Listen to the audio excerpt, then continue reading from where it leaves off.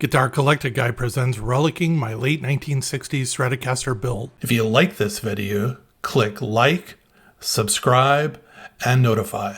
A ways back, I bought a Relic Stratocaster neck online from an eBay store called MrG.508. He takes Fender licensed necks and sets them up to look period correct for the neck and then ages them. I have to say that the first one I purchased from him has turned out to be my favorite guitar neck. It is just so damn comfortable. Recently, when I saw he had a late 1960s pattern neck with large headstock and correct tuners for sale, I jumped on it even though I didn't have a project in mind. I then saw a beat up white 60s style Stratocaster body and thought maybe this will be my way of putting my toe into the proverbial Relic'ing a guitar waters. Please know that I do not get any product or discounts or advertising from the companies that produce the products in this video or any of my videos. I pay full price just like you. Up until just recently, I had not ever really been interested in owning a road-worn or relic guitar. The thought of buying a guitar purposely beat up has always seemed counterintuitive to me. I have always wanted a guitar to look new and pristine for as long as possible, which is funny because I actually like buying antique furniture for my house. One note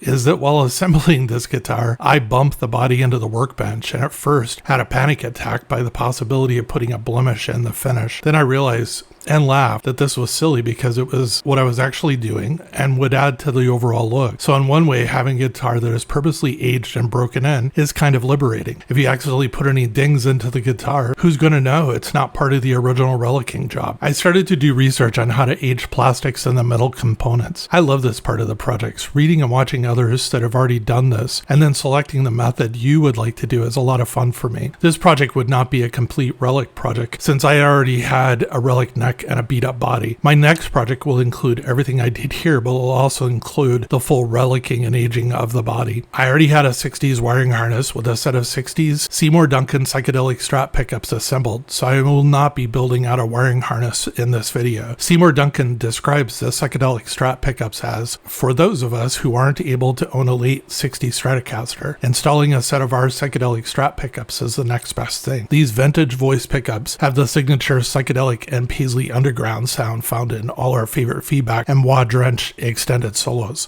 So next I went on to my plastic parts. I started out by purchasing a new white pickguard, trim cover, knobs, and pickup covers. After watching videos and reading articles, I chose the approach of using steel wool and sandpaper to remove the sheen or shiny surface off of the plastics and kind of rough up the surface. Then once I was done prepping the components, I soaked them in a strong coffee solution until I had the discoloration I wanted. For me, this was about an hour. I'm already planning on a 50s style Stratocaster project where I'm going to age the guitar. We'll try another method of aging the plastics in that project, so more to come on that. I was worried the coffee would easily come off once dried. I tried using cleaner on a small part of the plastic and found only a small part of the stain came off. It was on par with what I would imagine if you try to clean a truly aged pickguard prior to steel wooling and sanding. One note is it is probably a good idea to wear some types of gloves while doing this step. The coffee stained the cuticles on my hands pretty bad. The metal parts. Aging the metals is pretty easy. You're just trying to corrode the surface of the metal just enough so it looks old, but you don't want to weaken the actual metal. My research showed using ferric chloride in this step was an easy way to accomplish the aging. I found a small bottle on Amazon for under $10. Ferric chloride has many uses including purifying water, and it's also used to etch circuit boards. This is pretty caustic stuff. You can take a blank circuit board and draw on it with a permanent marker. Then when you place the board in ferric chloride, it'll actually eat the copper off the board where the copper is exposed and anything that's underneath the permanent marker is left. So take that into consideration. It actually dissolves copper. This is a chemical solution that you really have to take some precautions with. A disclaimer, if you choose to use ferric chloride, you're responsible for reading and following any and all of the information and instructions provided to you by the manufacturer. Please just be careful. As we move forward, you'll understand why I say that. I just want you to be safe. Here's some things that I do. I work in a well-ventilated area. I wear goggles, I wear gloves,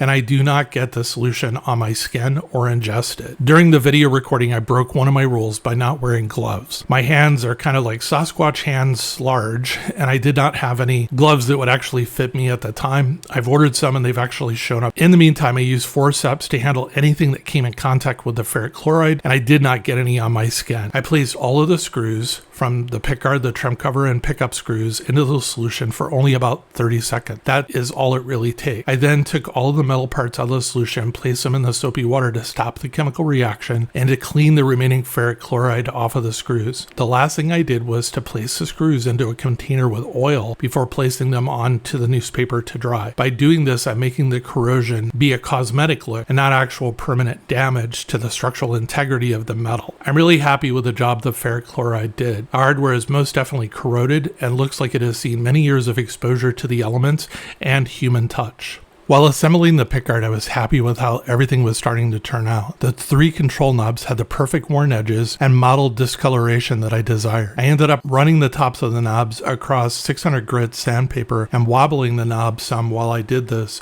so I'd get kind of an uneven look to the wear. I did this before I soaked them in the coffee. For the output jack cover and parts of the bridge, I scuffed up and scratched them with some small gravel I found outside of my office. Next, onto the body. There was a very small strip of paint missing at the back top of the body already. I realized though that more than likely over the years this body would have had more paint missing. As a result, I took sandpaper and removed some of the paint on the top front of the body. The only issue that I have, and I will remedy this later, is the wood looks too new. I tried hand rubbing oil into it so as to darken it and make it appear as though it had been exposed for a long while. It didn't really give me the desired look and feel that I wanted. I have some other ideas from the research that I've done, and I'll try these methods in the near future, and then I will report back on the progress. The neck fit snugly into the body, and I installed a low E and a high E string to make sure I had proper alignment. I love it when things are meant to be together. It was like these were actually from the factory and were meant to be assembled together. I will say that if I had to lower the saddles any lower, I would need to shim the neck. As it is, when I measured string height and adjusted to the height I like to play at, I adjust a small amount of space between the bridge and the low E and high E saddles.